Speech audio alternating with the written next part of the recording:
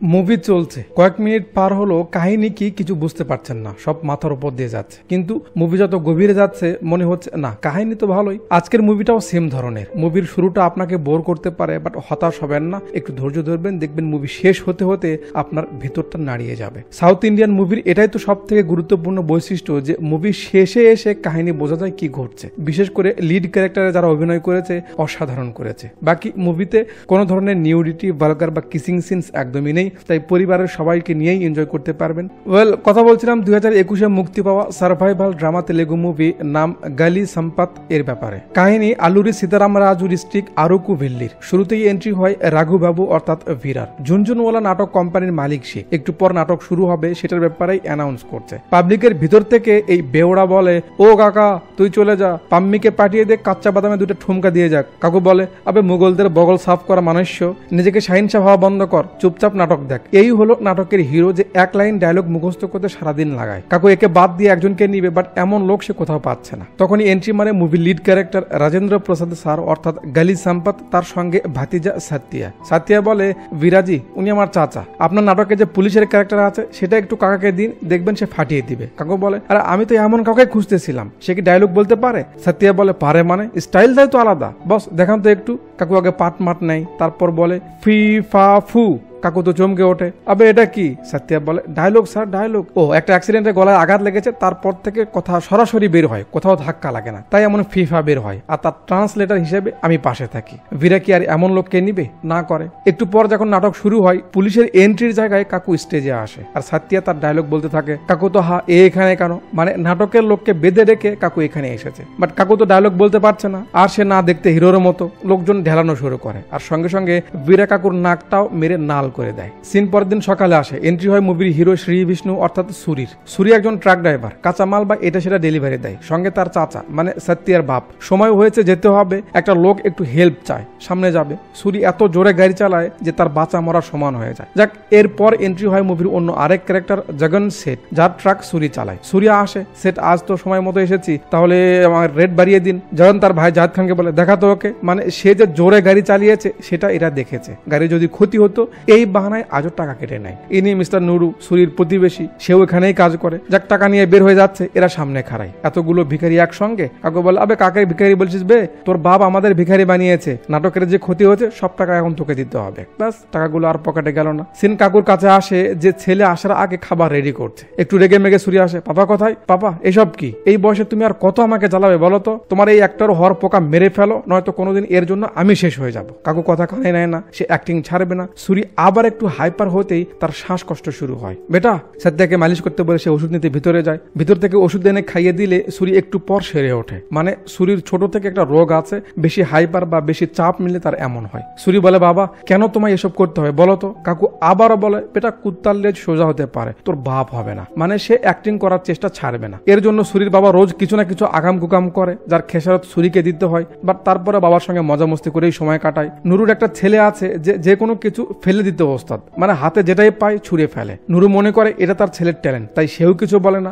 যাক, সুরিদের বাড়িতে একটা পুরনো কূপ রয়েছে, তার পাশে বসে দুই চাচা ভাতিজা ডাবের পানি খাচ্ছিল। তাদের গ্রামেরই এক বিল্ডার আসে, যার ট্রাক্টর রয়েছে, যেটা দিয়ে সে বালু মাটি এসব এনে দেয়। কূপ দেখে সে বলে, চাচা কূপ তো শুকিয়ে গেছে, 20,000 টাকা দাও, আমি পুরে দিচ্ছি। কাকু মজা নেই, টাকা তাও আবার আমি তোকে দিব? ভাই সাহেব বলে, কাকু এর মাঝে পড়ে গেলে কি হবে? এক কথা দুই কথায় ভাই সাহেব যে একটু বুড়ো বলে, কাকু রেগে গিয়ে তার কলার ধরে ফেলে। সেও ধরে, আর জোরাজোরিতে কাকুর গলা থেকে একটা লকেট খুলে কূপের মাঝে পড়ে যায়। কাকু বুঝতে পারে না। সুরি আর তার চাচা এসে দুজনকে আলাদা করে দেয়। এর 2 দিন পর কাকু মন খারাপ করে স্টেশনে বসেছিল। এখানে এন্ট্রি হয় মুভির ছোট্ট বাট ইম্পর্টেন্ট একটা ক্যারেক্টার তানিকেল্লা ভারানি অর্থাৎ স্টেশন মাস্টার। তার কাছে আসে, কিরে আবার কি হয়েছে? মানে তারা দুজন খুব ভালো বন্ধু। মাস্টার বলে, বুঝতে পেরেছি মন খারাপ, কি হয়েছে সেটা বল। কাকু ইশারা করে। মাস্টার বলে, ভাবির দেওয়া লকেট হারিয়ে গেছে। আরে তাতে কি হয়েছে, ভালোবাসা মনে থাকতে হয়, আর তুই তোর বউকে কতটা ভালোবাসিস সেটা তোর মন জানলেই হলো। আচ্ছা ওসব ছাড়, আমি তোকে একটা মজার জিনিস দেখাই, এই দেখ। অ্যাক্টিং কম্পিটিশনের একটা অ্যানাউন্স, এখানে যে অভিনয় করে জিততে পারবে তাকে 8 লাখ টাকা পুরস্কার দেওয়া হবে। ঝুনঝুনওয়ালা এর মাঝে ভাগ নিয়েছে, ওকে পটিয়ে ওর দলের হয়ে নাম ঢোকা, আমার ভরসা তুই পারবি। কাকু বলে, সে তো বলতে পারে না। মাস্টার বলে, আরে ডায়লগ বলে তো সবাই অ্যাক্টিং করে, যে না বলে মনের ভাষা বোঝায় তাকেই তো গ্রেট অ্যাক্টর বলে। চল তুই তৈরি হ। সিন কাট করে চলে আসে ভীরা কাকুর কাছে। তার হিরো এখনো একটা লাইন ডায়লগ মুখস্থ করতে পারেনি, তাই কাকুর টেনশন হচ্ছে একে দিয়ে কি হবে। এর মাঝে এরা হাজির। স্যার দিয়ে বোঝায়, স্যার জাস্ট একটা চান্স দিয়ে দেখুন, সে সবাইকে হার মানাবে। আরে অ্যাক্টিং তো তার রগে রগে বইছে। ভীরা কাকু ভাবে আমার হিরোকে দিয়ে ভাড়ার টাকা উঠবে না, তার চেয়ে ভালো ঠিক আছে আমি রাজি, আমার টিকিট তোমায় দিয়ে দিব, কিন্তু বিজয়ী হলে যে 8 লাখ টাকা পুরস্কার পাবে তার 5 লাখ টাকা আমায় অগ্রিম দিতে হবে, তাও আবার নাটক শুরু হওয়ার আগে। কিছু তো করার নেই, নিজেকে প্রমাণ করার এটাই সুযোগ, তাই কাকুও রাজি হয়। একে দেখেছেন জগন সেটের ভাই কাকুর সঙ্গেই ঘোরাফেরা করে, তো সেটাই ফাইনাল হয়। সিন এখানে আসে, সুরি আর তার চাচা একটা ট্রাক দেখতে এসেছে, ট্রাকের কন্ডিশন ভালো তাই সুরির পছন্দ হয়। সুরি 1 মাসের সময় চাই, মহাজন বলে 7 দিনের বেশি অপেক্ষা করতে পারবে না কারণ তার টাকার দরকার। সুরি বলে ঠিক আছে ভাই, আমি ব্যবস্থা করে আপনাকে জানাচ্ছি। পরের দিন সুরি আর চাচা কিছু বাজার সদাই করে একটা বাড়িতে আসে। তো এটা হলো এখানকার ব্যাংক ম্যানেজারের বাড়ি। আন্টি সুরিকে ধর্ম ছেলে বানিয়ে নিয়েছে। সুরি বলে তার লোন লাগবে, আন্টি ম্যানেজারকে ধরে ছেলের লোন লাগবে, ব্যবস্থা করে দাও। কাকু বলে তার জন্য গ্যারান্টার লাগবে, ঠিক আছে ব্যবস্থা করছি। রাতে চাচা বলে ভাতিজা তোকে যে ফোনে টাকা দিতে বললাম দিলি না তো? সুরি বলে দিয়েছিলাম তো চাচা 300 টাকা। কাকু বলে কোন নাম্বারে দিয়েছিস? সুরি বলে অমুক নাম্বারে। কাকু বলে এক সংখ্যা তো ভুল হয়েছে। কি 300 টাকা ভুলে গেল? সকালে দেখছি চাচা। পরের দিন সকালে গ্রাম প্রধানের কার্যালয়ে এন্ট্রি হয় মুভির হিরোইন লাভলি সিং অর্থাৎ পপির। পপি একটু মাতাব্বরি করতে চায়, তাই সবাই তাকে টাপুরি ভাই বলে ডাকে। লোকজন তার বাবার কাছে বিচার এনেছে, সে বিচার কি করবে, তাদের গোশত খেয়ে সাবার করে দিচ্ছে। ওদিকে সুরি সেই রং নাম্বারে ফোন দিচ্ছে যার কাছে সে টাকা পাঠিয়েছিল। ফোন এখানে বাজে, তার মানে টাকা পপির কাছে এসেছে, কিন্তু সে তো খাওয়ার মুডে আছে তাই ফোন ধরে না। বিকেলে আবার একটা গাড়িতে করে কোথায় যেন যাচ্ছিল, সুরি আবার ফোন করে, ধরেই পপি পাট নিচ্ছে। আবে কে তুই বে, মরছিস কেন? সুরি বলে ও হিরো আলমের নায়িকা, এত পাট নিচ্ছিস কেন? কাল রাতে 300 টাকা ভুলে চলে গেছে, দয়া করে ফেরত দে। এক কথা দুই কথায় দুজনের মাঝে তর্কাতর্কি হয়। পপি বলে ঠিক আছে গান্ধী মোড় আয়, টাকা নিয়ে যা। সুরি চাচাকে বলে চাচা মেয়ে তো দেখা করতে বললো, কাজ মনে হয় হয়ে যাবে। পপি যাচ্ছে। এখানে আমরা দেখি 4 পান্টার জমা হয়েছে। কারণ কি, জায়েদ বলে সে পপিকে ভালোবাসে, কাকু যদি তার সিটিং করিয়ে দিতে পারে তাহলে নাটকের ভীরা যে 5 লাখ টাকা চেয়েছে সেটা সে দিবে। কাকু বলে ঠিক আছে রাজি। খানিকক্ষণ পর দুজন দুই দিক থেকে গান্ধী মোড়ে এসে দাঁড়ায়। দুজনেই সামনের দিকে দেখছে কে আসে, বুঝতে পারে পাশে একজন আছে। পপি দেখে সুরি, সুরি একটু হ্যাঁ হ্যাঁ করে। পপি বলে কিরে সুন্দরী মেয়ে দেখতে না দেখতে পিছু নিয়েছিস? সুরি বলে হয়েছে, লোকে যাকে টাপুরে বলে সে আবার সুন্দরী, আমি এখানে অন্য কারোর জন্য এসেছি। পপি বলে তাই না, চাপা মারছিস? সুরি বলে বয়ে গেছে, কাল একজনকে ভুলে টাকা লোড দিয়েছিলাম, সে ডেকেছে। পপি বলে ও আচ্ছা সেই মাল তাহলে একটু মজা নেই। সুরি বলে আচ্ছা আমার কথা ছাড়, প্রধানের ঢ্যামনা মেয়ে এখানে কি করছে? পপি বলে কি আর কিছু না, আমি তো এমনি গান্ধীজিকে দেখতে এসেছি বলে সে সেখান থেকে কেটে পড়ে। রাতে বৃষ্টি শুরু হয়, বৃষ্টির সঙ্গে আবার কাকুর যায় না। ছোট জায়েদ বলে সে এমন করছে কেন? সাতিয়া বলে সে অনেক বড় কাহিনী, পরে শুনিস। সে বৃষ্টি ঘৃণা করে, এটাই মনে রাখিস। ওদিকে সুরি সেই নাম্বারে ফোন দিয়ে বলে কি হলো, তুমি এলে না কেন? পপি বলে এসেছিলাম তো। কখন? পপি বলে যখন তুমি ওই পেতনির সঙ্গে কথা বলছিলে। সুরি বলে আরে এতটাও খারাপ না, সে কিউট। কিউট না তো যাও গিয়ে তার সঙ্গে কথা বল। আরে এমন কিছু না, হালকা পাতলা কথা শুরু হয়। পপি বলে ঠিক আছে কাল প্রধানের পাম্পে এসো, টাকা নিয়ে যেও। ওদিকে পার্টিরা বসে গেছে প্ল্যান করতে কি করে পপিকে পটানো যায়। কাকু যেভাবে ভাবছে সত্যি আবার খালি পেটে মাথায় বাতি চলে না। কাকু পেয়ে যায় আইডিয়া, কি প্রেমপত্র লিখতে হবে। লিখবে কিভাবে? কাকু বলে রক্ত দিয়ে যদি স্বাধীনতা পাওয়া যায় তাহলে ভালোবাসা কেন পাওয়া যাবে না, রক্ত দে 1 পোয়া। জায়েদ বলে না না আমি রক্ত দিতে পারবো না, তবে যে দিবে আমি তাকে টাকা দেব। টাকার জন্য কাকু রাজি হয়ে যায়। ব্যাস তার হাত কেটে সেখান থেকে রক্ত নিয়ে কাকু বলে আর সাথে লেখে। আরো লম্বা কমেডি হয় এখানে, আমরা ইগনোর করি। যাক, পরের দিন সকালে সুরি চলে আসে পাম্পে, অপেক্ষা করছে সেই মেয়েটা আসার জন্য। আসে কে? পপি। সুরি ভাবছে এই শালা ঝগড়ুটে এখানে কি করছে। পপি এসে পাট নিচ্ছে, কিরে তুই এখানে কেন, আমাকে ফলো করছিস না? সুরি বলে আবে মহিলা জায়েদ খান, তোকে আমি কেন ফলো করবো? আসছে অন্য কেউ এখানে আমাকে আসতে বলেছে, তোর জন্য আসিনি। পপি বলে আচ্ছা বলতো তোর মনে কি চলছে, এই 300 টাকার জন্য তুই কেন পরে আছিস? সুরি বলে আর কি, বডি ফিগার জমলে টাকার সঙ্গে মনটাও নিয়ে নিব, তারপর কি বিয়ে শাদী বাচ্চা কাচ্চা। পপি বলে ওই থাম আগে তো দেখে নে সে কে, হতে পারে সে বড় লোকের বাপের একমাত্র মেয়ে, সে তোকে কেন বিয়ে করবে? সুরি বলে এটাই না তোদের সমস্যা, টাকা হয়তো আমার কাছে কম কিন্তু বউকে পালতে পারবো না, এতটাও হাতুরে না আমি। আচ্ছা চল এই ব্যাপারে তোকে জরুরি কিছু কথা বলে শোন। মেয়েরা ফিউচার সিকিউর করতে টাকাওয়ালা ছেলেকে চায়, এটা ভালো, বাট টাকা আর মধ্যবিত্তর মাঝে হালকা তফাৎ রয়েছে, সেটা হলো সময়ের। তুই যদি টাকাওয়ালাকে বিয়ে করিস অবশ্যই বিলাসিতা করতে পারবি, কিন্তু সময়ের এক ফোঁটাও পাবি না, যেটা দিন শেষে মেয়েদের প্রয়োজন। আজকাল টাকা কামানো সহজ, সময় কামানো কঠিন। প্রিয় মানুষটার হাত ধরে যদি 20 মিনিট হাঁটতে না পারিস, বুকে মাথা দিয়ে ঘুমাতে না পারিস, সে যদি তোকে খাইয়ে দিতে না পারে, তাহলে এত টাকা দিয়ে কি করবি? আমার দিকে দেখ, সারাদিন দুনিয়ার যে কোনাতেই থাকি না কেন, ঠিক সন্ধ্যায় বাসায় আসবো, যতটুকু ঘুমের দরকার হিসেব করে বাকিটা সময় বউয়ের সঙ্গে আড্ডা দেব, নিজের কাজ ভালো না লাগলে বউকে নিয়ে ঘুরতে যাব। সুরির কথা শুনে পপি ফ্ল্যাট হয়ে যায়, কারণ সে কত সেন্সিয়ারলি ভাবছে। সুরি তার স্বপ্নের ব্যাপারে বলেই যাচ্ছে, পপি সেখান থেকে চলে যায়। আরে কি হলো? পপি যাচ্ছে, এরা হাজির। চিঠি দিয়ে ছেলেকে পাঠিয়ে দেয়। পপির সামনে যেতে না যেতেই একটা বাইক এসে তাকে লাগিয়ে দেয় যাতে সে চটকে জমির মাঝে গিয়ে পড়ে। রক্ত তো গেল, কাকু আবার দিতে হবে। সিন 2 দিন সামনে আসে সেটের কাছে। সুরি সেটকে বলছে সে যেন তার জন্য গ্রান্টার হয়ে যায়। যখন তো রাজি হয়, বাট শর্ত দেয় 3 বছর সপ্তাহে 3 দিন গাড়ি তার জন্য চালাতে হবে। এটা তো সুযোগে সদ্ব্যবহার, যেহেতু উপায় নেই সুরি রাজি হয়। এখানে কাকুর অ্যাক্টিং এর ব্যাপারে কথা হচ্ছে। নুরু আসে, মাস্টার একটা টিকিট লাগবে। আরে কাকা, তোমার তো খুব ফুরফুরা মনে হচ্ছে। কাকু বলে, বেটা অ্যাক্টিং কম্পিটিশনে আমি পুরস্কার পেতে যাচ্ছি, এবার আমার ছেলে নিজের ট্রাক হবে। নুরু বলে, হবে না চাচা, হবে না। তোমার ছেলে তো আজকেই সেটের কাছে গেছিল হেল্প নিতে। সেট 3 বছর গাড়ি তার হয়ে চালাতে বলেছে, এর মানে মালিকও সে, চাকরও সে। শুনে কাকু দাঁত পিষতে পিষতে ওঠে। মাস্টার এই কাকুকে বলে, ও উল্টাপাল্টা কিছু করার আগে সুরিকে ফোন কর। সিন এয়ারপোর্টে আসে। যখন এখন বিমান উড়াবে তার আগে এরা হাজির। কিরে, আমার ছেলের সঙ্গে চালাকি করবি বলে কাকু জগনকে খেলাতে শুরু করে। খেলাতে খেলাতে বেচারার বুর্জ খলিফাকে ম্যাগি নুডলস বানিয়ে দেয়। আরো মারবে, সুরি আসে। পাপা কি করছো এটা? সেট রেগে যায়, শালা বাপ ছেলে মিলে পাগল বানাচ্ছিস, তোদের খবর আছে। সিন মাস্টারের বাড়িতে আসে। সুরি তার বাবার উপর রেগে যায়, কি করলে তুমি এটা? জীবনে কিছু তো করাতে পারলে না, তাহলে ছেলে যখন করছে বাধা কেন দিচ্ছ? আরে হাতে পায়ে ধরে তাকে রাজি করিয়েছিলাম, সবার থেকে লোন নেওয়া শেষ, এখন কি করব? রাগ করে চলে যায়। মাস্টার বুঝায়, এত ভালো একটা ছেলে পেয়েছিস, চুপ থাকতে পারিস না? কেন তার কাছে ঝামেলা করতে যাস? এখন টাকার কি হবে? পরের দিন সুরি তার মায়ের কাছে গিয়ে আবারও বায়না করতে থাকে, লোন দিতে হবে, কোনো গ্যারান্টার পাওয়া যায়নি। আন্টি সুরিকে বেশ ভালোবাসে, তাই ম্যানেজারের উপর চাপ দেয়, সে যেন যে করে হোক 5 লাখ টাকা তাকে ব্যবস্থা করে দেয়। 7 দিনের মাঝে সে ফেরত দেবে। এখন বউ বলেছে, কি আর করার? ম্যানেজার বলে, দেখো বেটা, 7 দিন পর কিন্তু টাকা ফেরত দিতে হবে, নয়তো আমার জব চলে যাবে। পরে ম্যানেজার ব্যাংক থেকে টাকা চুরি করে এনে সুরিকে দেয়। পরের দিন সুরি ওই রং নাম্বারে মেয়েটাকে আবার ফোন দেয়। প্রধান ধরে। সুরি বলে, কে আপনি? আমার জানু কই? প্রধান রেগে যায়, আবে কাকে ফোন দিয়েছিস বে? আমি গ্রাম প্রধান বলছি। সুরি ভাবছে, কিরে প্রধানের নাম্বারে কি করে কল গেল? ও আচ্ছা, তার মানে পপি আমার সঙ্গে মজা নিচ্ছিল। খারা, তোকে দেখাচ্ছে মজা। খানিকক্ষণ পর যখন আবার ফোন দেয়, পপি ধরে, কি সাহেব টাকা লাগবে না নাকি? আজকাল ফোন দেন না। সুরি বলে, না আর লাগবে না, যার কাছে টাকা গেছিল তাকে পেয়েছি, সে পটেও গেছে, আর আজ আমরা মুভি দেখতে যাচ্ছি একেবারে কর্নার সিট নিয়ে। পপি ভাবছে, এটা কি হলো? আবে আমি ফোন কেটে যায়। পপি বের হয়ে যায় সুরির কাছে যেতে। এখানে জায়েদ কাকা আবার চিঠি নিয়ে তাকে দিতে যায়। আবারও গাড়ির সঙ্গে লেগে চটকে পড়ে যায়। পপি চলে আসে হলে, মুভি থামিয়ে দিয়ে সবাইকে ধমক দেয়। প্রধানের মেয়ে বলে সবাই চুপচাপ থাকে। পপি সুরিকে ডাকে, আবে ড্রাইভার, কাকে নিয়ে বসেছিস? তোর সেই রং নাম্বার ওয়ালি আমি বে, আমি তোকে পাম্পে আসতে বলেছিলাম। সুরি বলে, এই না হলে জুড়ি, আমি জানতাম রে পাগলি, জাস্ট কনফার্ম করলাম তুইও প্রেমের মালা পড়েছিস কিনা। আই লাভ ইউ টু বে। ব্যাস শুরু হলো চুলকাচুলকি। তো তারা চুলকাচুলি করুক, করতে পারে, সে অধিকার তাদের রয়েছে। চলুন আমরা পরের সিনে যাই। তো একদিন সুরি পপিকে নিয়ে ঘুরছিল, সেটের ভাই জায়েদ তাদের একসঙ্গে দেখে নাই। এর কিছুদিন পর সুরি পপির বাবার সঙ্গে কথা বলে। সুরির কথায় প্রধানও ইমপ্রেস হয় আর বিয়েতে রাজিও হয়ে যায়। পপি খুব খুশি। সুরি তার বাবাকে ফোন দেয়, কিন্তু সে ধরে না। জায়েদ তো সবসময় তার সঙ্গেই থাকে, তাকে কল দিলে সে ধরে।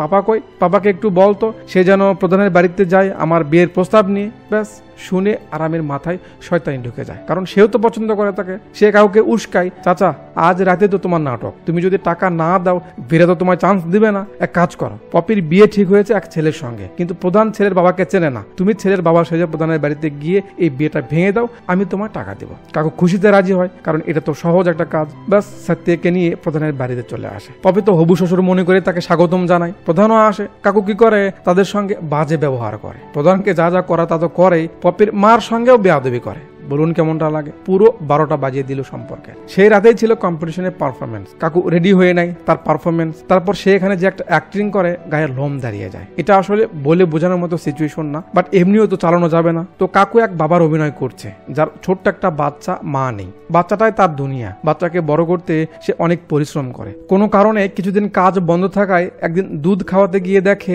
দুধ নেই। সেদিন বাচ্চাটা অনেক কান্না করে। কোনো মতো সেদিন বাচ্চাকে শান্ত করায়। পরের দিন বাচ্চা আবার কান্না করতে থাকে।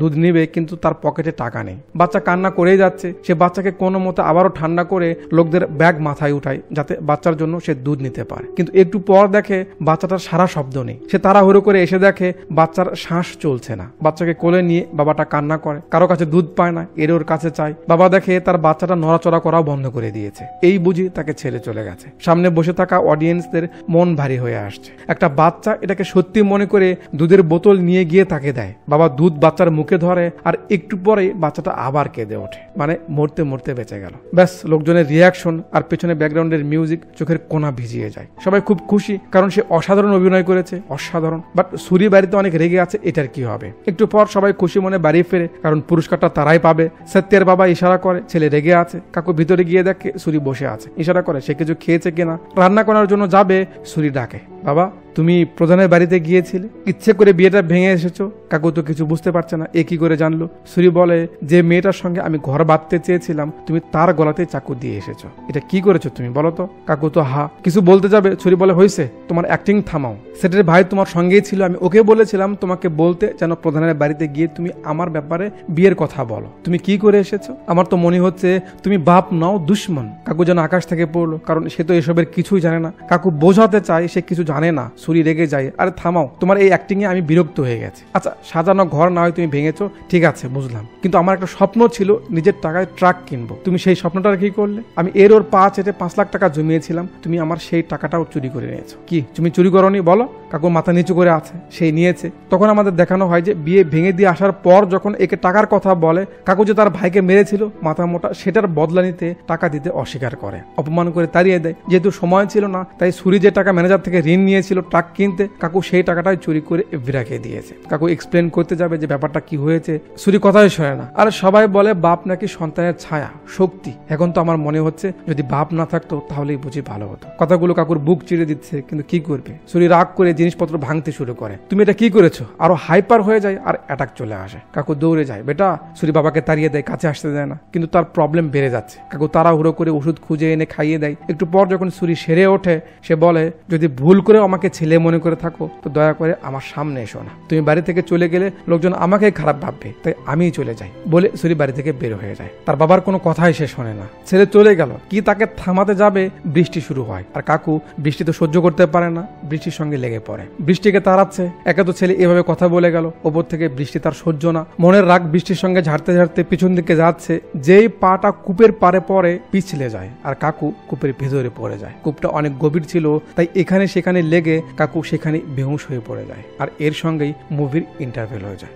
ইন্টারভেল পরের দিন সকালে ক্যামেরা কূপের ভেতরে আসে। কাকু পড়ে যাওয়ার পর এখনো হুঁশে আসেনি। অনেক পুরনো কূপ, তাই ময়লা আবর্জনা দিয়ে পুড়ে গেছে। উপর থেকে একটা শুকনো পাতা এসে কাকুর গালে পড়ে। কাকু শ্বাস নিতে শুরু করে। বেশ ভালো ব্যথা পেয়েছে, লেগেছে। চোখ মেলে আস্তে করে উঠে বসে। চারপাশ দেখে, কিরে দেয়াল কেন? উপরে দেখে বুঝতে পারে এটা তো কূপ। মনে করে দেখে কাল রাতে কি কি হয়েছিল। এবার কাকুর হুঁশ উড়ে যায়। হাই হাই, এটা কি হয়েছে? উঠে দাঁড়াতে লাগে, পারে না, প্রচুর ব্যথা পেয়েছে, খাড়াতেই পারে না। হেলানি দিয়ে বসে, দেখে পা তো বাঁকা হয়ে গেছে। খুব জোরে একটা মোচড় দিয়ে বসিয়ে দেয়। তারপর খুব কষ্টে দাঁড়ায়, চিল্লানোর চেষ্টা করে, কিন্তু আওয়াজ বের হয় না। এত নিচু থেকে তার শব্দ কে শুনবে? খুব কষ্ট লাগে। অনেকটা হিম্মত নিয়ে কাকু উপরে উঠার চেষ্টা করে। বয়ে বয়ে একটু উপরে উঠেছে। অনেকটা ওঠার পরে আবার উপরে যায়, আর তার ব্যথার আওয়াজ দিয়েই ক্যামেরা উপরে উঠে আসে। সুরি ওই গাড়ির মহাজনের কাছে গিয়ে বলে তাকে যেন আর একটা সপ্তাহ সময় দেওয়া হয়। সে বলে তার টাকার দরকার, দেরি করবে না। মন খারাপ করে সে চলে আসে। পপের সঙ্গে দেখা হলে সেও কাকুর ব্যবহারে মন খারাপ করেছে জানায়। সুরিকে বলে, চলো আমরা শহরে যাই, আমি তোমায় জব নিয়ে দিব। সুরি বলে, আমায় একটু সময় দাও, এখানে কিছু করার চেষ্টা করছি, যদি না হয় তাহলে চলে যাব। কাকু পড়ে আছে। উপর থেকে সত্যের ডাক কানে পড়ে, যে বাবা বাবা বলে কান্না করছে আর ডেকে বেড়াচ্ছে। কাকু শুনে তাকেও ডাকে, বাট তার আওয়াজ তো সেখানেই মিশে যায়। কাকুর খুব খারাপ লাগে। সত্যিয়া কান্না করছে যে ছেলের সঙ্গে রাগারাগি হয়েছে, তাতে কি, আমি কি করেছি, আমায় কেন সঙ্গে নিল না। সুরি আসে, কি হয়েছে, ঢং করছিস কেন? চাচা বলে, ভাই সাহেব চলে যাওয়াতে বেচারা একটু কষ্ট পাচ্ছে। সুরি, মজা নাই, এত কষ্ট লাগছে তো কূপে ঝাঁপ দে তুইও, যা। কাকু ইশারা করছে, আয় বেটা আয় আয়। সত্যিয়া রাগ করে সেখান থেকে চলে যায়। চাচা বলে, বেটা ভুল তো মানুষেরই। সুরি বলে, চাচা থামো, বাবা যাওয়াতে তোমাদের খারাপ লাগতে পারে, কিন্তু আমার লাগছে না। আমার তো মনে হচ্ছে মাথা থেকে বোঝা কমে গেল, আমার জন্য সে মরে গেছে। কথাটা কাকুর কান দিয়ে ঢুকে সোজা কলিজায় গিয়ে লাগে। তার মনটা টুকরো টুকরো হয়ে যায়। যেটুকু শক্তি ছিল আর নেই। চোখের দিকে আমরা জুম করলে আমরা দেখি তার চোখ থেকে পানি বের হয়ে গেছে। তারপর সেই যে কান্না শুরু করে, আর নিজেকে থামাতে পারে না, কারণ একটাই তো সন্তান, সে তার জন্যই বেঁচে ছিল। এক সময় নিজের উপর খুব রাগ ওঠে যে এখন বেঁচে থেকে আর কি হবে। খুঁজতে খুঁজতে একটা গামছার মতো কাপড় পায়, সেটা বের করে গলায় চেপে নিজেকে মারার চেষ্টা করে। খুব জোরে করে টানছে, কিন্তু কাপড় ছিঁড়ে যায়। কি করবে, একটা বোতল পায় যার পেছনটা একটু সূচোর মতো ছিল, নিয়ে বুকে মারবে, বাট না, বোতলের টেম্পার শেষ হয়ে গেছে, সেটা দিয়েও কাজ হয় না। এরপর কাকু যা করে আমাদের খুব ভয় লাগে। একটা পাথরের মতো দলা পড়েছিল, সেটা উঠাই নাই। তারপর ধাম করে মাথায় মেরে দেয়, কিন্তু লাকিলি পাথরটা মাটি খেয়ে ফেলেছে, যার জন্য ভেঙে টুকরো টুকরো হয়ে যায়। এমন হচ্ছিল যেন মৃত্যুও সঙ্গ দিচ্ছে না। কি করবে? চোখে একটা আলো রশি পড়ে, সেদিকে লক্ষ্য করে দেখে তার সেই লকেট যেটা গলা থেকে পড়ে গেছিল, যার ভিতরে ভিতরে তার বউ আর বাচ্চার ছবি ছিল। লকেটটা পেয়ে কাকু খুব খুশি হয়। তারপর সে নিজের পুরনো দিনের কথা মনে করতে থাকে, যেখানে আমরা খুব সুন্দর হাসি খুশি একটা পরিবার দেখতে পাই। সুরির মা বাবা মিলে কত খুশি ছিল তারা, সুখের কোনো অভাব ছিল না তাদের। কাকু রেডিওতে জব করত। একদিন কূপ থেকে পানি উঠাতে গিয়েই সুরির মা কাকুকে এই লকেটটা গিফট করেছিল। হাসি খুশি পরিবারে অন্ধকার নেমে এসেছে। কি আর করার, লকেটটা ধরেই সে ঘুমিয়ে পড়ে। সন্ধ্যায় সুরি চুপচাপ স্টেশনে বসেছিল। মাস্টার আসে। বেটা, এটা কি করেছিস তুই? সুরি বলে, কাকু, সবসময় বাচ্চারাই ভুল করবে এমনটা কি জরুরি? বড়রাও যে ছোটদের টর্চার করে এটাও তো বোঝা উচিত না? মাস্টার বলে, ও তো তুই বলছিস তোর বাবা ইচ্ছে করে তোর বিয়ে ভেঙে দিয়েছে, টাকা চুরি করেছে, তাই তো? সুরি বলে, তা নয় তো কি? মাস্টার বলে, শোন, ওই মাথা মোটা জায়েদ তোর বাবাকে উল্টো পাল্টা বুঝিয়ে প্রধানের বাড়িতে পাঠিয়েছিল যাতে বিয়েটা ভাঙে। এতে সে তাকে 5 লাখ টাকা দিবে, যেটা দিয়ে সে নাটকে অংশ নিতে পারবে। তারপর সেই পুরস্কারের টাকা দিয়ে মৃত্যুর আগে তোর বাবা তোকে সেটেল দেখতে চেয়েছিল। তোর বাবা একদমই জানতো না তুই পপিকে পছন্দ করিস। টাকার জন্য তোর বাবা ওর কথা শুনেছে, আর ও মিথ্যে বলেছে কারণ ও পপিকে পছন্দ করতো। কিন্তু কাজ হয়ে গেলে জায়েদ টাকা দিতে অস্বীকার করে। তার ভাইকে যে ও মেরেছিল তার বদলা নিল বলে তাকে তাড়িয়ে দেয়। উপায় না পেয়ে তোর বাবা তোর টাকা চুরি করেছে। টাকা নিয়েছে বলে তুই ভাবছিস সে তোর স্বপ্ন পূরণে বাধা দিচ্ছে, কিন্তু তোর জন্য যে ও কি ছেড়েছে তা জানলে তোর কলিজা ছিঁড়ে যাবে। শোন, তুই সেই সময় ছোট ছিলি। আমার কাছে একটা ফোন আসে এফডিসি থেকে। তোর বাবা অডিশন দিয়েছিল অনেকগুলো কাজের জন্য। একটা ডিরেক্টর তাকে পছন্দ করে, অনেক বড় একটা মুভিতে তাকে চান্স দেওয়ার কথা হয়। সারা জীবনের অপেক্ষা তার পূরণ হতে যাচ্ছিল, ঠিক সেই সময় তুই গুরুতর অসুস্থ হয়ে যাস। তোর বাবা তোকে কোলে নিয়ে ছুটে যায় হসপিটালে। চেক করে ডক্টর বলে তোর শ্বাস প্রবলেম হয়েছে, যেটার কোনো চিকিৎসা নেই। মাঝে মাঝে খুব টেনশন বা হাইপার হলে এমন অ্যাটাক আসতে পারে, তাই তোকে সবসময় কাছে রাখতে হবে। আর একটা মেডিসিন দেয় যেটা খাওয়ালে তুই আবার ঠিক হয়ে যাবে। তোকে ছেড়ে গেলে তোর কিছু হতে পারে ভেবে তোর বাবা অভিনয়ের চান্স ছেড়ে দেয়। জাস্ট তোর জন্য ও শান শওকত গাড়ি বাড়ি সব ছেড়ে তোর পাশে থাকে। এর থেকে বড় ত্যাগ আর কি হতে পারে? সুরি অনেক বড় একটা ঝটকা খায়। সুরি ফিল করতে শুরু করে কি করেছে সে। মাস্টার বলে অ্যাক্টিং এর চান্স মিস হওয়াতে সে অনেক কষ্ট পেয়েছিল, কিন্তু অ্যাক্টর তো কাউকে কখনো বুঝতে দেয়নি। তুই জানিস তোর বাবার আওয়াজ কি করে চলে গেছে? আমাদের এখানকার সব থেকে বড় আর্জে ছিল তোর বাবা। তোর বাবার কণ্ঠ শুনে মানুষের মন ভালো হয়ে যেত, এত সুন্দর ছিল। বাচ্চাদের সব থেকে পছন্দের প্রোগ্রাম ছিল তোর বাবার। এক সন্ধ্যায় তোরা স্টুডিও থেকে ফিরছিলি, বৃষ্টি শুরু হয়। তুই জেদ করলি গাড়ির জোরে চালাতে হবে। তোর মা বারবার নিষেধ করছে, কিন্তু জাস্ট তোর খুশির জন্য তোর বাবা গাড়ি জোরে চালায়। বৃষ্টির কারণে হুট করে রাস্তার মাঝখানে গাছ ভেঙে পড়ে। গাড়ি কন্ট্রোল করা যায় না কারণ স্পিডে ছিল। তুই চটকে জমিতে পড়েছিলি, তাই তোর কিছু হয়নি, কিন্তু তোর মা এক জায়গায়, তোর বাবা আর এক জায়গায়। একটা পাথরের উপর গিয়ে তোর বাবার গলা পড়ে। সেই ঘটনাতে তোর মা স্পটে মারা যায়, আর তোর বাবা চিরতরে তার ভয়ে হারিয়ে ফেলে, যার মূল্য পৃথিবীর কোনো কিছু দিয়েই হবে না। জাস্ট তোর জন্য, তোর জিদের জন্য এইসব হয়েছে। শরীর ভিতরটা এবার নড়তে শুরু করেছে। মাস্টার বলে তোর বাবা মনে করে বৃষ্টির কারণে তার ফ্যামিলির এমন হয়েছে, তাই সেদিন থেকে সে বৃষ্টিকে আর সহ্য করতে পারে না। বলে দিলাম আমি যদি আমার বন্ধুকে খুঁজে না পাই তো আমিও তোকে ক্ষমা করব না। বলে মাস্টার চলে যায়। এবার শরীর মাঝে ঝড় উঠে যায় যে সে কি করেছেটা কি। সোজা চলে যায় থানায়, মিসিং কমপ্লেন করে তার বাবা হারিয়ে গেছে। তারপর যেখানে যেখানে সাধারণত কাকু যায় খুঁজতে শুরু করে। পাবে কি করে? সে তো নেই। বেলা গড়িয়ে যায়। আজ বাড়িটা শূন্য পড়ে রয়েছে। মাঠে ঘাটে এখানে সেখানে অনেক খোঁজে, বাট না। বাবার পুরনো স্মৃতি তার মনে পড়ে যে সে কতটা হাস্যোজ্জ্বল ছিল। মনে পড়তে থাকে তার আনন্দের কথাগুলো। এমনই হয়, মানুষ পাশে না থাকলে তার মায়া বোঝা যায়। কাকুর তো শরীর চলছে না, কারণ সে কিছু খেতে পায়নি। সবাই মিলে খোঁজা শুরু করেছে, এখানে সেখানে স্টেশনে, যাকে যেখানে সন্দেহ হয় খোঁজে, বাট না, কোনো ক্লু পাওয়া যায় না। সময় পার হয়ে যাচ্ছে। এদিকে ক্ষুধায় কাকুও ক্লান্ত। এখন শরীর অবস্থাও ভালো না। এর সঙ্গে বেশ ভালো একটা সময় পার হয়ে যায়। কাকু পা এমন করতে করতে কিছু একটা তার পায়ের সাথে বেঁধে যায়, খানিকটা চাকুর মতোই লোহার। উঠিয়ে নেয়। এবার নিজেকে আর বাঁচানো যাবে না, সিদ্ধান্ত নেয় সে শেষ করে দিবে। মারতে যাবে, উপরে পপির বাবা আসে তাকে নিয়ে। বেটা, কাকু থামে। কাকু বলে এভাবে আর কত? তোমার বাবার অপরাধের শাস্তি তুমি কেন নিচ্ছ? সুরি বলে প্রধানজি, আমি অনেক বড় ভুল করেছি। কারো কথা বোঝার জন্য তাকে বলার সুযোগ দিতে হয়, আর সে তো বলতেও পারতো না। আমি কেমন ছেলে যে বাবাকে বাড়ি থেকে তাড়িয়ে দিয়েছি। সুরির গলা ভারী হয়ে আসছে। সে বলে আমি আজ যে বেঁচে আছি শুধু আমার বাবার জন্য। তাকে আমি কি করে? সবাই বলে বাবা মা বুড়ো হয়ে গেলে বাচ্চাদের মতো হয়ে যায়। দয়া করে আমাকে আমার বাচ্চাকে খুঁজতে দিন স্যার, প্লিজ। প্রধান রাগ করে তো চলে যায়, কিন্তু কাকুর খুব ভালো লাগে। সে খুশিতে কান্না শুরু করে যে যাক, তার ছেলে তাকে বুঝতে পেরেছে। বাবা মার মর্যাদা কত বড় সে হয়তো আন্দাজ করতে পেরেছে। মনের জোরে কাকু এবার দাঁড়িয়ে যায়, কিন্তু পেটে কিছু নেই, তাই থাকতে পারে না। এর কিছুক্ষণ পর ওই যে নুরু আছে না, তার ছেলেকে নিয়ে কূপের পাড়ে আসে। সে প্রায় প্রায় এখানে আসে। তার ছেলের তো অভ্যেস ফেলে দেওয়া, সে রুটি ফেলে দেয়, যেটা সে কাকুর হাতে পড়ে। কাকু তো অবাক, বাহ। একটু পর পানির বোতলটাও ফেলে দেয়। কাকু তো খুব খুশি, পেটে গেলেই তো গায়ে বের হবে, তাই না? কাকু বোতলের শব্দ করে, কিন্তু এরা শুনতে পায় না। পিছিয়ে আবার বাসায় একটা বেড়া ছিল সেখানে, সেটাও ফেলে দেয়, যেটা কূপের মাথায় আটকে যায়। সেটা দেখে কাকু এবার তার মুডে চলে আসে, ভাবতে থাকে ওইটা কি করে নিচে নামাবে। ভাবতে ভাবতে কি যে বুদ্ধি পায়, খোঁজা শুরু করে। তারপর একটা টিউব পেয়ে যায়, দুই পাশে দুইটা খুঁটি গেড়ে টিউবটা দুই মাথায় বেঁধে দেয়। তারপর সেই টিউবে পাথর লাগিয়ে উপরে ছুটতে থাকে, যেমনটা আমরা ছোটবেলায় বাটুল দিয়ে খেলতাম, কিন্তু কাজ হয় না, ওখানে লাগে না। এরপর রোজ ওই পিচ্ছি কূপের এখানে এসে কিছু না কিছু ফেলে দেয়, আর কাকু সেগুলো নিয়ে শক্তি বাঁচায় আর বাটুল মারতে থাকে। এভাবে মারতে মারতে লাস্টের একটা পাথর খুব জোরে লাগে, যাতে মালটা ফাইনালি কূপের ভিতরে পড়ে যায়। কাকু তো খুব খুশি। আপনারা ভাবছেন এতে খুশি হওয়ার কি আছে, তাই না? দেখুন, কাকুর কাছে যে ছুরির মতো জিনিসটা ছিল, সেটা দিয়ে কাকু বেড়াটা ভেঙে ফেলে। তারপর বাঁশগুলো পরিমাপ মতো মাঝ বরাবর কেটে অনেকগুলো খণ্ড বের করে। খাবার চিন্তা তো নেই, হালকা পাতলা এখনো আছে। খুঁজে মুজে একটা পুরোনো বস্তা পায়, সেটার ভিতরে বাঁশের খণ্ডগুলো উঠায়। রাত হয়েছে তাই দেখা যাচ্ছে না, কি করবে? তখনই আবার জোনাকি পোকা ভিতরে আসে। কাকু বেশ কিছু পোকা ধরে বোতলে ভরিয়ে মুখটা ঢেকে দেয়। এখন এই আলোতে স্পষ্ট দেখা যাচ্ছে, বাহ। এরপর কাকু সেই চাকু দিয়ে খুঁড়তে শুরু করে, আর সেই বাঁশের টুকরোগুলো দিয়ে সিঁড়ি বানিয়ে উপরে উঠতে থাকে। বেশ কয়েকটা পুঁতেছে। এখন বাকি খণ্ডগুলো, খাবার দাবার সব সেই বস্তার মাঝে নিয়ে একটা একটা করে গর্ত ঢুকায় আর উপরে ওঠে। এভাবে উঠতে উঠতে কূপের একেবারে মাঝ বরাবরে সে একটা জায়গা ছিল, সেখানে একটু বসে পড়ে। একটু রেস্ট নিতে হবে, তা না হলে তো হবে না। ওদিকে ছুরি প্রায় ভেঙে পড়েছে। চাচা এসে বলে তার ওই সেটের উপর সন্দেহ, তারাই হয়তো তার ভাইয়ের সঙ্গে কিছু একটা করেছে। ব্যাপারটা ছুরির মাথাতেও আসে, চলে যায় তার কাছে। ভালো মতো বলে তারা কি কিছু করেছে কিনা। এরা তো না করেই সঙ্গে খারাপ ব্যবহারও করে আর কি। ছুরি গিয়ে শালাকে বাটাম দিতে থাকে, বল বাবা কোথায় বল। খুব কেলান কেলায়, কেলাতে কেলাতে কাকুর একেবারে কলা গাছের ঢাকসাই খুলে নেয় শালা। পরে চাচা এসে তাকে টেনে নিয়ে যায়। বেটা কি করছিস এসব? কূপের এখানে বসে ছুরি একটু নিজেকে শান্ত করছে, চুপচাপ আছে। হুট করে ছুরি বলে, চাচা বাবা বেঁচে তো আছে না? বাবার কিছু হলে তো আমি মরেই যাব, আমি আর বাঁচবই না চাচা। তার রোগটা আবার আলগা হয়। কাকু চিল্লায় ওঠে, সুরি।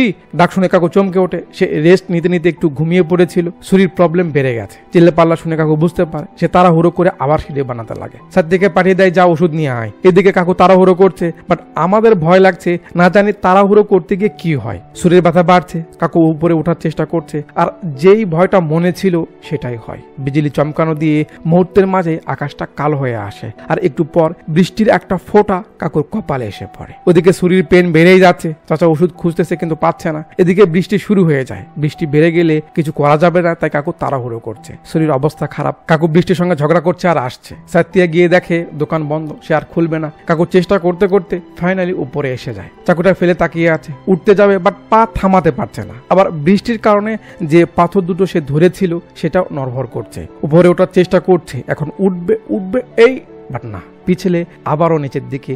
ওর সঙ্গে বাড়ি লাগতে লাগতে নিচে পড়ে, যাতে বাঁশের একটা চির তার পায়ের মাঝে ঢুকে যায়।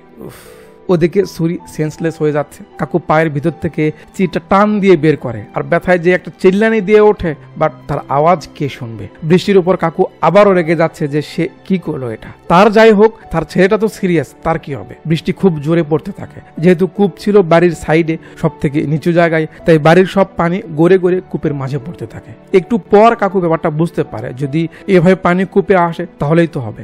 খুব জোরে পানি আসছে, আর দেখতে দেখতে কূপটা ভরতে থাকে। কাকু পানিতে ভাসছে, পানির গতি বাড়ছে। কাকু পানির উপর ভেসে ভেসে আছে। একটু পর কূপ ভরে যায়, আর ফাইনালি কাকু উপরে উঠে আসে। পায়ে যেহেতু ব্যথা পেয়েছে, খুব কষ্টে দাঁড়ায়, আর উপরওয়ালাকে ধন্যবাদ জানায় যে তার খেলার ধরনটাই আলাদা, মানুষরা বুঝতে পারে না। ভিতরে এসে দেখে ছেলের অবস্থা খারাপ। তাড়াতাড়ি ওষুধ খুঁজে বের করে আনে, তারপর ছেলেকে খাইয়ে দেয়। আর ওষুধ ভিতরে যাওয়ার একটু পরেই শরীর হুঁশ ফিরে আসে। বেহুশ অবস্থায় ওষুধ খাওয়া যায় কিনা জানি না, হয়তো একটু হুঁশে ছিল। যাক, হুঁশ ফিরে নর্মালি ছিল সুরি, বাট যেই পাশে বাবাকে দেখে, শরীর যে একটা এক্সপ্রেশন, উফ, একদম হার্ট টাচিং। কাকু ছেলের দিকে তাকিয়ে থাকতে থাকতেই পড়ে যায়। বাবা বাবা, স্ক্রিন কালো হয়ে যায়। এরপর সিন কয়েকদিন সামনে আনে। কাকু একদম ঠিক হয়ে গেছে। সবাইকে বলছে যে সে এখানে ছিল, কি কি করেছে, কিভাবে সেখানে থেকেছে, এসব বলছে। এর কয়েকদিন পর কাকুকে ওই কম্পিটিশনের সেরা হিসেবে পুরস্কৃত করা হয়। ছেলে বিয়েও করে ফেলেছে পপিকে, আর ফাইনালি বাবার টাকা দিয়ে একটা গাড়িও নেওয়া হয়। এখন কাকুর আর বৃষ্টির উপর কোনো রাগ বা অভিমান নেই। সে বৃষ্টির ফুল মজা নেয়, আর হ্যাপি এন্ডিংয়ে মুভিটা এখানে শেষ হয়ে যায়। তো আমাদের আসলে বোঝার ভুল। নেচার কখনো আমাদের ক্ষতির জন্য বানানো হয়নি, কখনো না। আমাদের ভুলে নেচার আমাদের শাস্তি দেয়। বাকি এখানে মূল ব্যাপারটা হলো বাবা মার স্যাক্রিফাইস, তাদের অবদান, তাদের সহ্য করার ক্ষমতা। উফ, কি যে একটা আজব ব্যাপার। বাবা মাকে উপরওয়ালা এত ধৈর্য এত মায়া দিয়ে কিভাবে যে বানিয়েছে, যেটা আমাদের মাঝে একদমই নেই। আমরা বাবা মার সামান্য টোকটোকানিও সইতে পারি না, অথচ আমাদের পাহাড় সমান অপরাধেও তারা কষ্ট প্রকাশ করে না। একটা সন্তান বড় হওয়ার পিছে বাবা মার কি যে অবদান থাকে, মানে কি বলবো, কি বলে বোঝাবো, কোনো ভাষা নেই, কোনো ভাষায় তাদের তারিফ করা যাবে না। কয়েক মাস আগে একটা বাবা তার সন্তানকে মেরে ফেলেছে কুপিয়ে। একজন বাবা তার সন্তানকে মেরেছে, ভাবুন সে কতটা অসহায় হয়ে পড়েছিল, কতটা। এমন সন্তান হয়ে বেঁচে থাকার চেয়ে মরে যাওয়া অনেক ভালো, যে বাবা মার কষ্টের পরোয়া করে না। সালাম ওই বাপকে যে সাহস দেখিয়েছে, যে বুঝিয়েছে যে বাপ বাপই হয়। আচ্ছা, তো যাওয়ার আগে একটু দেখে যান লাইক শেয়ার সাবস্ক্রাইব করেছেন কিনা। এতক্ষণ পর্যন্ত আমার সঙ্গে থাকার জন্য আপনাদের সবাইকে অনেকগুলো ধন্যবাদ।